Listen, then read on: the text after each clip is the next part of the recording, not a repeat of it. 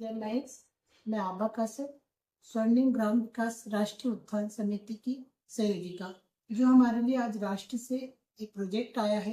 प्रधानमंत्री जी मोदी जी द्वारा जो मुहिम चलाई गई है उस विषय पे आज हम लोग सब लोग एकत्रित हुए उस पर चर्चा करने के लिए। जय महेश। महेश्वरी महिला मंडल जिला सीहोर द्वारा आज हमारे अखिल भारतीय महेश्वरी महिला संगठन ने हमें जो 6 टॉपिक दिए हैं, माननीय प्रधानमंत्री जी ने लाल किले से कहा था छोटी बचत बड़ा राष्ट्र निर्माण, उन्हीं 6 सूत्रों पर हम चर्चा करेंगे। जिन बढ़ती समस्याओं से हमारा भारत जूझ रहा है उनको सुलझाने में प्रत्येक नागरिक का अपना कर्तव्य होता है। हम चर्चा करते हैं डॉक्टर कुंजन जी झंवर से। ये हमें बताएंगे कि स्वस्थ जीवन सशक्त भारत, इस जीवन शैली को किस तरह से अपनाएं, स्वदेशी को अपनाएं, विदेशी मतलब बेहतर क्वालिटी, युवाओं की सोच को कैसे गलत साबित करें, ये देश को कैसे सशक्त बनाए। प्रणाम, जय श्री कृष्णा। मैं डॉक्टर कुंजन झंवर एक प्राकृतिक चिकित्सक हूँ। आज के इस विषय पे आपके साथ चर्चा कर रही हूँ। स्वस्थ शरीर स्वदेशी अपनाएं और सशक्त भारत कैसे बनाएं। सब आपस में कोरिलेट है। जब हम स्वदेशी अपनाएंगे तभी हम स्वस्थ शरीर को प्राप्त कर सकते हैं, क्योंकि स्वस्थ शरीर, स्वस्थ मन, स्वस्थ समाज और एक सशक्त राष्ट्र, ये सब एक दूसरे से कोरिलेट है। हमारे जो ऋषि मुनि है उन्होंने हमें प्राकृतिक चिकित्सा दी है, सात्विक आहार दिया है, योग दिया है, आयुर्वेद दिया है। यदि हम सात्विक आहार लेंगे तो हम अपने आप स्वस्थ शरीर को प्राप्त कर सकते हैं। और हम यदि स्वदेशी अपनाएंगे, देखिए यहाँ स्वदेशी कैसे जुड़ा हुआ है, हमारे बुजुर्गों के द्वारा दिया हुआ ज्ञान, हमारे देश की संस्कृति, धरोहर, परंपराएं, यदि हमने उन्हें अपनाया, अपने स्वदेशी ज्ञान को अपनाया, अपने बड़े मोटे अनाज, अपने फल फूल सब्जियां, औषधियों को अपनाया, तो हम अपने आप उस स्वदेशी के जरिए स्वस्थ शरीर को प्राप्त कर सकते हैं। और बच्चों के लिए विशेषकर, सिर्फ बच्चे नहीं, बड़े बूढ़े सभी के लिए कहना चाहूंगी कि विदेशी उत्पादों से दूर रहें। सिर्फ चमक धमक और कुछ नहीं, जिसका परिणाम हम सब भुगत रहे हैं। मानसिक बीमारियां, शारीरिक बीमारियां और सबसे बड़ी बात मानसिक अवसाद, जिसे हम डिप्रेशन और एंजाइटी कहते हैं, जिससे आज 5 साल का बच्चा भी परेशान है। इसलिए सबसे निवेदन है, स्वदेशी अपनाएं और स्वस्थ शरीर को प्राप्त करें। भगवान श्री कृष्ण ने गीता में बहुत अच्छा श्लोक कहा है, 6 अध्याय का 17वां श्लोक, युक्त आहार विहारस्य युक्त चेष्टस्य कर्मसु युक्त स्वप्नावबोधस्य योगो भवति दुखा। यहाँ पर कृष्ण जी कह रहे हैं जिसका आहार विहार दिनचर्या सब कुछ संतुलित है वही व्यक्ति स्वस्थ है। अब वो स्वस्थ कैसे है? क्योंकि वो स्वदेशी अपना रहा है और स्वस्थ शरीर को प्राप्त कर रहा है। इसीलिए सभी से निवेदन है, स्वदेशी अपनाएं, बड़े बुजुर्गों की बातें माने। स्वस्थ शरीर को हम तभी प्राप्त कर सकते हैं और तभी हम स्वस्थ होकर एक सशक्त राष्ट्र का निर्माण कर सकते हैं। जय। अब सीएम मंत्री जी हमको बताएंगे सोने का मुंह त्यागे।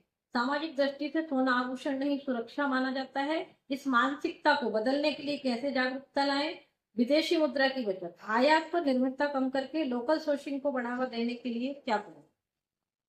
जय महेश, सीएस के मंत्री से हो।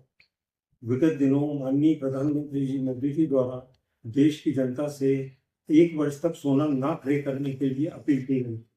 उसके पीछे मेरे अनुसार प्रमुख कारण है कि भारतवर्ष में 90% सोने का इंपोर्ट होता है।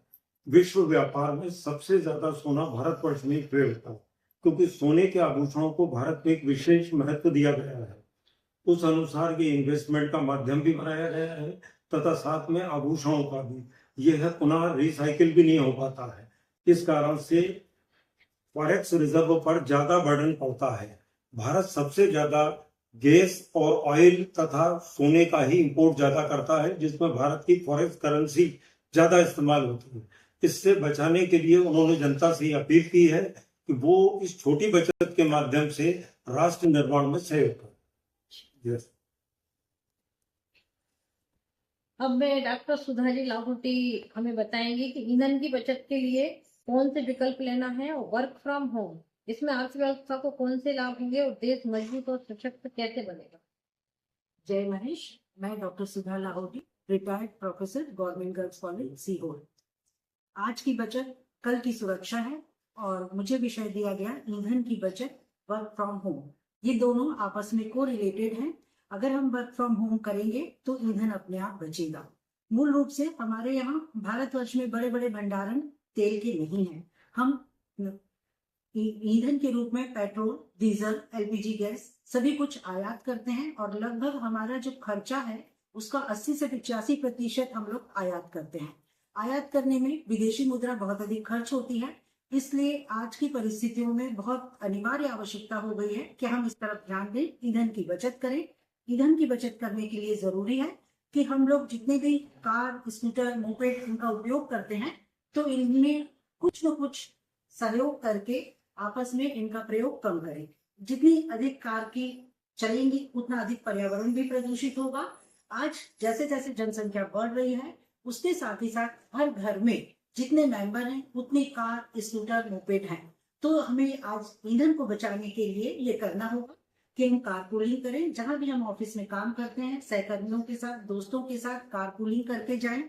अनावश्यक यात्राओं से बचें। विदेश यात्रा को तो कुछ दिनों के लिए टाल सकें तो बहुत ही अच्छा होगा, क्योंकि विदेशी मुद्रा खर्च होगी।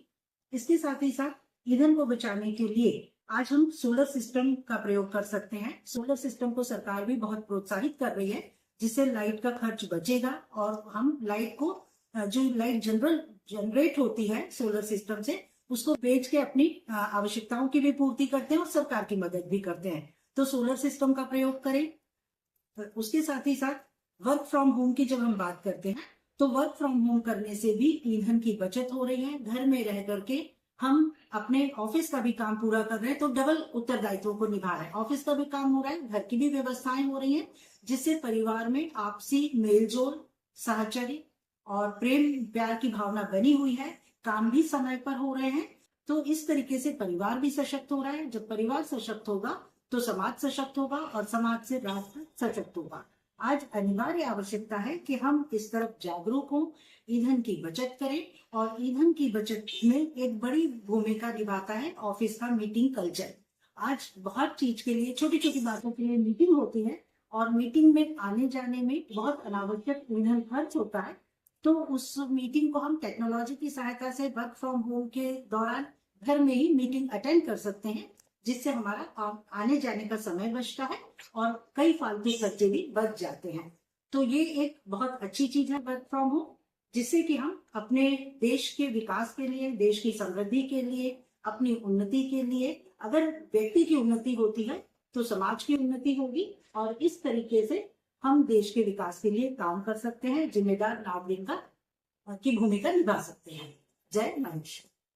अभी आपने परिचर्चा सुनी, उसमें डॉक्टर कुंजन जी ने अपनी परिचर्चा में बताया कि किस तरह से हम स्वस्थ रह सकते हैं और किस तरह से, ये सुधा भाभी जी ने बताया कि ईंधन को कैसे बचाया जा सकता है और विदेशी मुद्रा को अपने देश में कैसे लाया जा सकता है, सीए साहब ने बताया। तो मैं आप सभी का धन्यवाद करना चाहूंगी आज की परिचर्चा के लिए। बहुत बहुत धन्यवाद। जय महेश।